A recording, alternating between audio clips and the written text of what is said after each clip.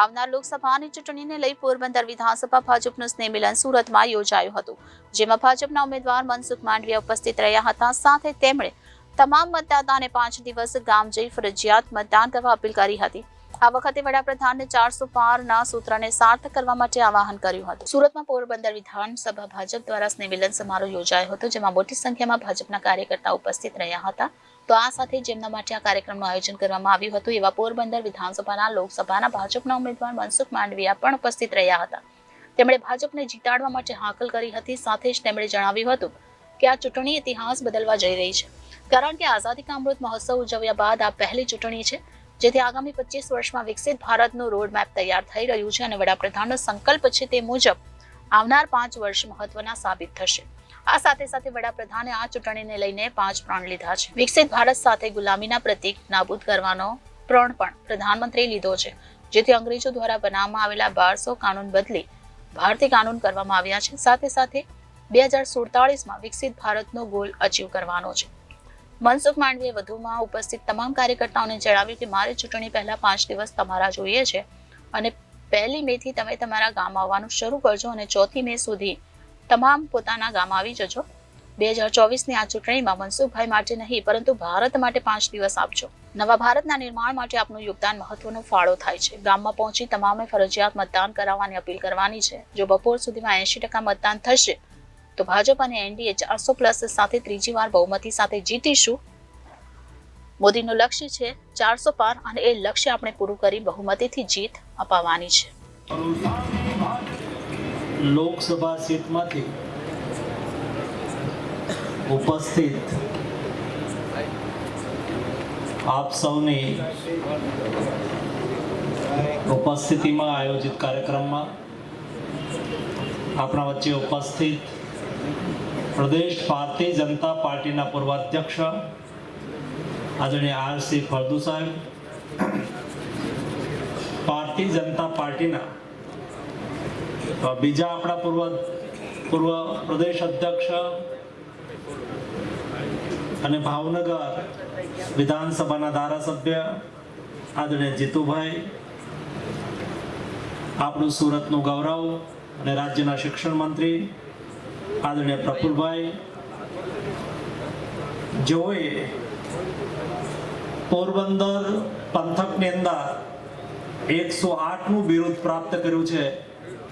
મોટું શરીર પણ છતાંય દોડતા રહેતા આદરણીય રમેશભાઈ, મેયર શ્રી દક્ષેશભાઈ, આજે વિશેષ ઉપસ્થિત સરકારના પૂર્વ મંત્રી અને આપણા જેતપુરના ધારાસભ્ય આદરણીય જયેશભાઈ, આદરણીય કાંતિભાઈ, આદરણીય વિનુભાઈ, આદરણીય પ્રવીણભાઈ, ભારતીય જનતા પાર્ટીના રાજકોટના ઉત્સાહી અધ્યક્ષ આદરણીય અલ્પેશભાઈ, જુનાગઢ ભારતીય જનતા પાર્ટીના યુવા અધ્યક્ષ આદરણીય કિરીટભાઈ, મંચ ઉપર ઉપસ્થિત તમામ આગેવાનો, વડીલો, યુવાન દોસ્તો, ભાઈઓ અને બહેનો, પ્રણ લઈએ છીએ. એમણે પહેલો પ્રણ લેતી વખતે કહ્યું કે અમારું લક્ષ્ય વિકસિત ભારત છે. આઝાદીના અમૃત મહોત્સવ વખતે કહ્યું કે અમારું લક્ષ્ય વિકસિત ભારત છે. બીજું પ્રણ લેતી વખતે કહ્યું કે વિકસિત ભારત બનાવવા માટે થઈને અમે ગુલામીના તમામ પ્રતીકોને નાબૂદ કરીશું.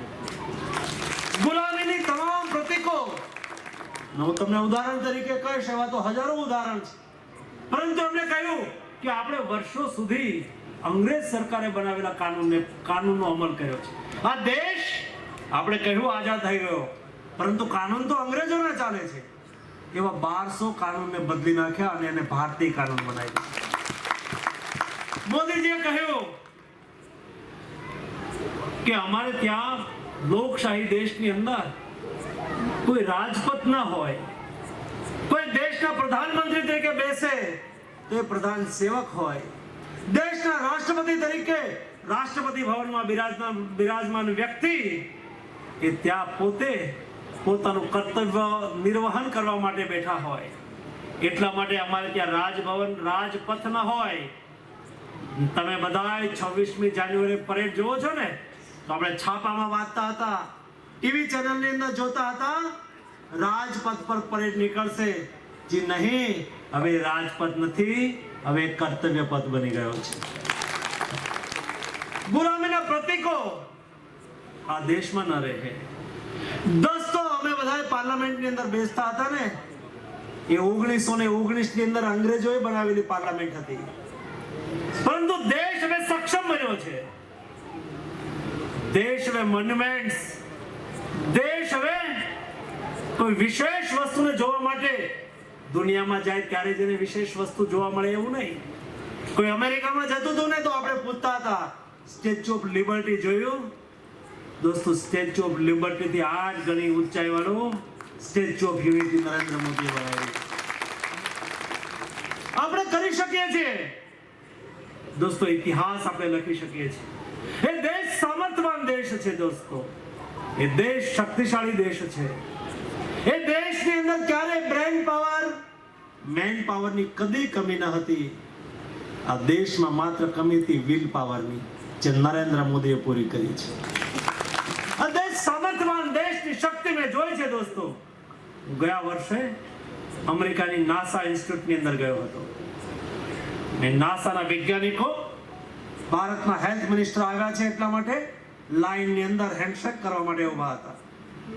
તો સામાન્યતઃ હું હાથ મિલાવતો તો એ કહેતા હતા, welcome to honourable health minister. એમાંથી કોઈક બોલતો હતું, નમસ્તે મનસુખભાઈ.